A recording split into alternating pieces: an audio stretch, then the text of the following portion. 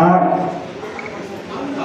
18/5/2024 श्री सेवादास कर्मचारी बहुउद्देशीय संस्था भोली यांच्या वतीने आज जो कार्यक्रम आपण आयोजित केलेला आहे, या कार्यक्रमाचा उद्देश हा आहे की विद्यार्थी ज्या शिक्षण क्षेत्रामध्ये आहेत त्यांना मोटिवेशन मिळावं, त्यांना ऊर्जा मिळावी, हा संस्थेचा उद्देश आहे। आणि या संस्थेचा उद्देश सफल करण्यासाठी सर्वांचं सहकार्य आवश्यक आहे। आणि हा आवश्यक यासाठी आहे की कोणताही कार्यक्रम म्हटलं की फक्त संस्था किंवा गावातील सहकार्य मिळाल्याशिवाय कोणताही कार्यक्रम यशस्वी होत नाही।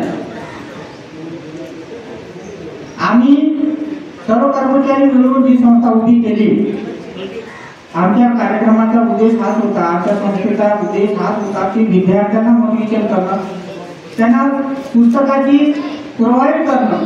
कारण की ज्या परिस्थितीमध्ये शिक्षण घेतात त्यांना जास्त किमतीचे पुस्तक उपलब्ध होत नाही, जास्तीत जास्त स्पर्धा परीक्षेची तयारी व्हावी या उद्देशाने हे सर्व कर्मचारी एकत्र आलो आणि संस्थेची मुहूर्तमेढ रोवल्या गेली।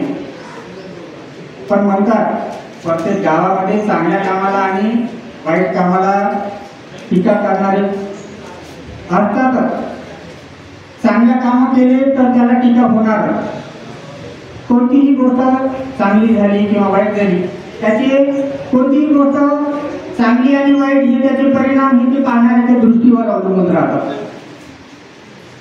आम्ही हा कार्यक्रम करतो, आमचा उद्देश खरा आहे की आम्ही विद्यार्थ्यांना काहीतरी प्रोत्साहन देत आहोत, त्यांना प्रमाणपत्र देतो म्हणजे आम्ही खूप काही मोठं काम करत नाही आहोत।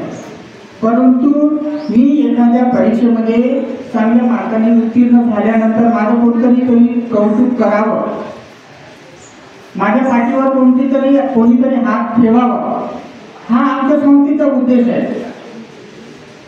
पण आपल्या गावाची शोकांतिकाही हीच आहे। आम्ही सुरुवातीला 15 दिवसापासून आपल्या ग्रुपमध्ये मेसेज फिरवत होतो। कर्मचारीचा सदस्य हा गावामध्ये राहत नाही, तो बाहेरगावी आहे। कार्यक्रम म्हटला की तो प्रत्येकाच्या घरी जाऊन संदेश देऊ शकत नाही।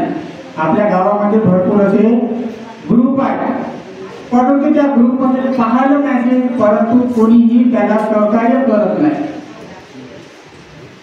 कारण की गावाच्या उद्देशाने जो हा आम्ही वेळा उचललेला आहे, त्याला गावातल्या प्रत्येक व्यक्तीचं सुद्धा सहकार्य तेवढंच गरजेचं आहे। कारण की कोणते काम करत असताना त्याला एकमेकांना सहाय्य केलं तर ते चांगलं होतं। आज आपलं गाव खूप कितीतरी मोठं आहे, आज आपण संस्थेमार्फत कार्यक्रम घेत आहोत आणि या कार्यक्रमाचा उद्देश विद्यार्थ्यांसाठी होता। आपल्या गावामध्ये कितीतरी विद्यार्थी आहेत, स्पर्धा परीक्षेची तयारी करत आहेत, 10वीला आहे, 8वीला आहे, 12वीला आहे, आणि आज विद्यार्थ्यांची संख्या मोठी आहे।